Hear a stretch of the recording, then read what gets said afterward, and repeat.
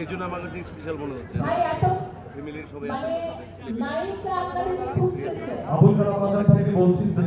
আচ্ছা আমরা এখন এই মানবা দিয়েছেন এবং মানবের সাথে আপনি ছবি করেছেন, অনেক স্মৃতি আছে। আমার ধনুপন্ডা হওয়ার পিছনে যেটা টার্নিং পয়েন্ট,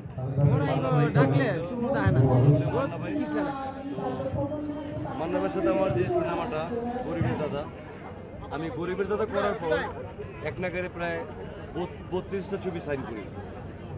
তখন আমি নতুন, তো বিচ্ছু বাহিনী করার পরে একটা সুন্দর নাম হয়ে গেল।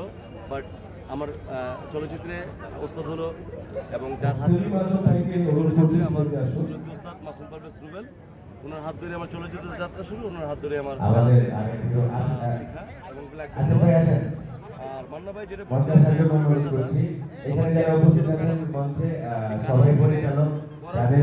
কল্যাণে আমরা কাজ করার সুযোগ পাচ্ছি। অনেকে অনেকে হাত ধরে চলচ্চিত্রে এসেছি। এখানে বাংলা চলচ্চিত্র পরিচালক সমিতির নবনির্বাচিত মহাসচিব আছেন কানামুদ্দিন ভাই, আছেন আমাদের অপূর্ণ ভাই, আজাদ ভাই আছেন, বিকেল ভাই আছেন।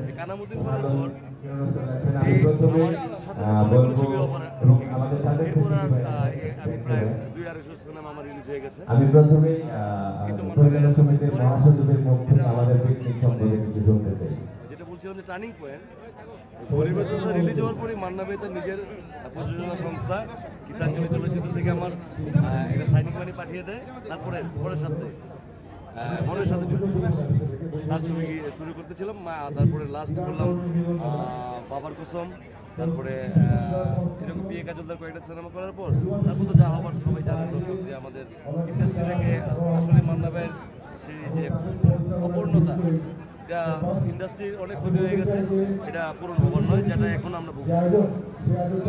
মানবের সাথে যখন আপনি গরিবের দাদা যখন আপনি শুরু করলেন, কেমন একটু ভয় পেয়েছি বা এরকম? হ্যাঁ, মান্না ভাইয়ের সাথে আমার প্রথম সিনটা ছিল যে মান্না ভাই যখন কাবিলা ভাইও বিলেন করতো, গাঙ্গু ভাই, তারপরে আহমেদ শরীফ ভাই, এরকম বড় বড় সব বিলেন ছিল, তো তাদের সবাইকে সে এক মানে হাসপাতাল পাঠিয়ে দেয় দেন আমি এন্ট্রি নেই আমার কারণ।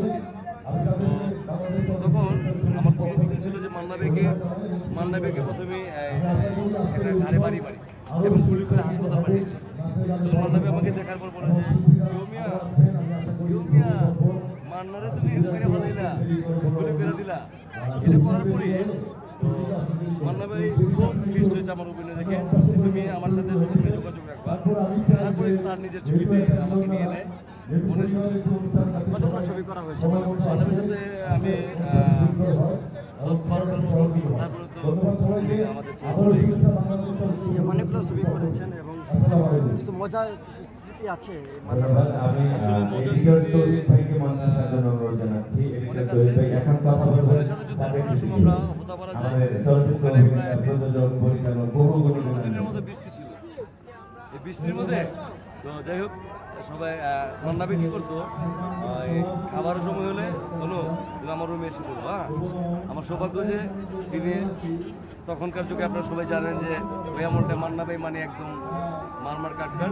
তো তখন ওনার টিফিন গাড়ি থেকে বেঁচে আমাকে এত আদর করতো, আমাকে উনি লাঞ্চ করে তো ওনার সাথে। এটা আমার জীবনের অনেক বড় এবং মান্না ভাই যখন না ফেরত এসে চলে গিয়েছিল, আপনার অবশ্যই শুনেছিলেন এবার টিভি আমরা ছিলাম, সাথে ছিলাম। মানে বাংলাদেশে আমার দেখা মতে আমার বয়সে আমি প্রায় 2 যুগের মতো এফডিসিতে এরকম লোকের আগমন, এরকম যে মৃত্যুর সংবাদ শোনার পর এরকম আগমন আমি আর কারোর দেখি নাই।